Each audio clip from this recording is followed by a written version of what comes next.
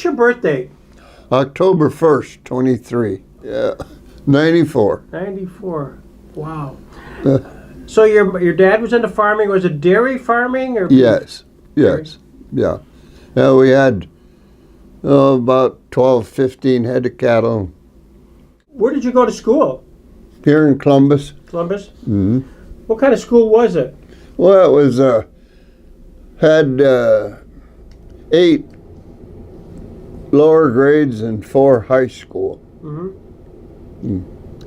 And did you graduate from high school there? No, I didn't graduate. I left and went to work. December 7th, 1941, a date which will live in infamy.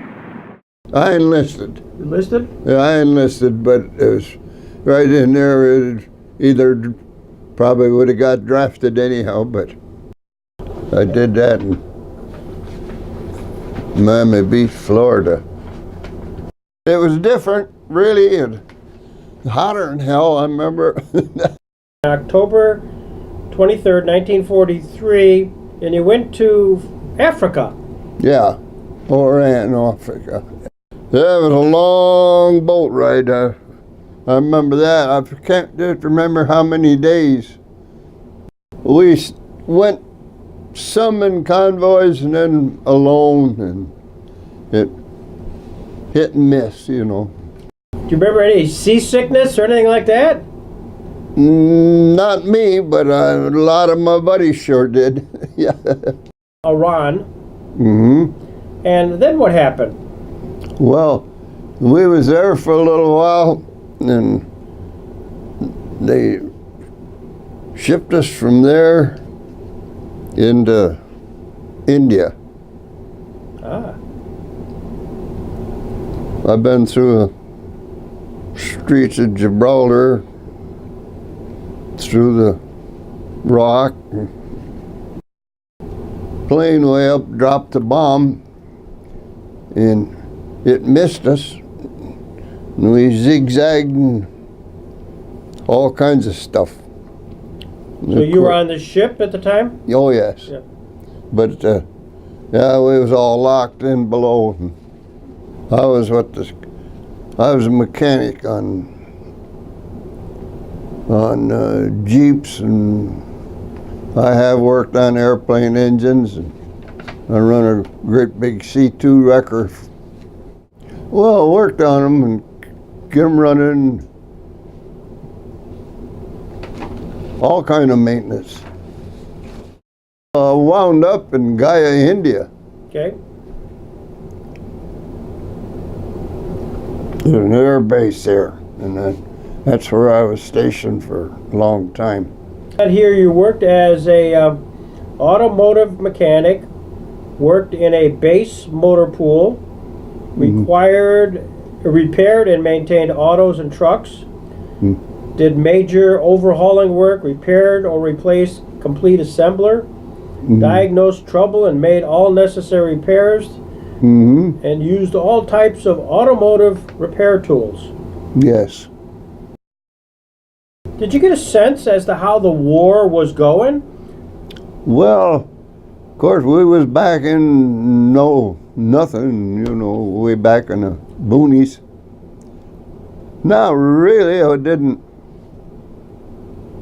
hear, we didn't have no, of course, the high-powered people, they knew more than I sure as hell did. I don't know what year it was, but me and a buddy by the name of Belcher, we took a job running a C2 wrecker, great big one.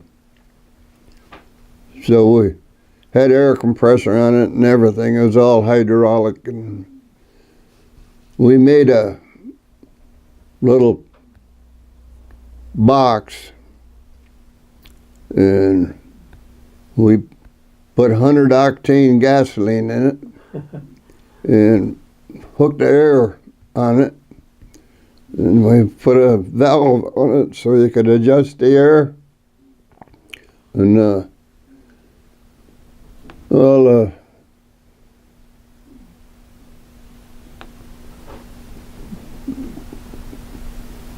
anyhow, the officers and everything, they'd get their beer and whiskey rations. Well, they'd bring it down when they was laid over there. They'd bring that down and we'd put it in that pot, put a little air on it, and about 10, 15 minutes, it's colder than hell. Really? Yeah. So, yeah, we had booze. Yeah. So that was a kind of a refrigeration area. Yeah, really, yeah. It worked like refrigeration. Yeah. We wouldn't put the cans and the bottles in and leave them top up. Oh, hell yeah, they played cards. I didn't. I'm not a card player. Yeah, they played cards and dice and bullshit and all that, you know. Were you able to get off the base much? More or less, yeah. I get off the base. I've been in Calcutta and Darjeeling, and I've been in Taj Mahal. Once in a while we go hunting. You know, get a bunch of, go out. I got it. We went on one safari and I shot a tiger. Really? Yeah. What was that like? Tell me about. Well, that was pretty interesting. Of course, we got a bunch of Indians together and they drove the tiger right out. I shot him out. I was not too far from a Jeep. So you knew if you didn't shoot him, you could get in a Jeep. Yeah. Hell, yeah, they're pretty goddamn big animal. So you shoot the tiger. Now what did you do with it? Well, I took the skin and put it on the side of a building and stripped it down and talked to a captain, and he was supposed to take it and have it tanned, but he never did. Rained day and night. That's when I was running the C2 wrecker, that's when we was busy, because the airplanes would run off the runways and get out into the mud. What kind of planes were they? Oh, there's all kinds, really. Anywhere from P-26s to P-38s. And the Japanese have accepted our terms fully. That's the word we've just received from the White House in Washington. This, ladies and gentlemen, is the end of the Second World War. And everybody was pretty tickled because we figured we might get away home. Which we did. Did you celebrate it all? Did you remember? Yeah, we all had a pretty good time there. Yeah, they had like a parade or for the end of the war. At one point, you come back over to the States. What was that boat ride like coming back to the States? Pretty fast. Is that right? 11 days they came into New York City. What was it like to see the Statue of Liberty? Beautiful. I'll never forget it. Yep. What was your emotion when you saw the Statue of Liberty?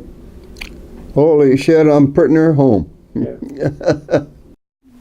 And when you left the service, what was your rank? Corporal. Corporal. Hugs and kisses. Yeah. Do you remember your first meal? Not really, but I know it had to be good. Well, today when anybody asks you about the World War II, what do you tell them? Does your family ask about it? I don't talk much about it. The fact is, right here, I've talked more than I have years. Yeah.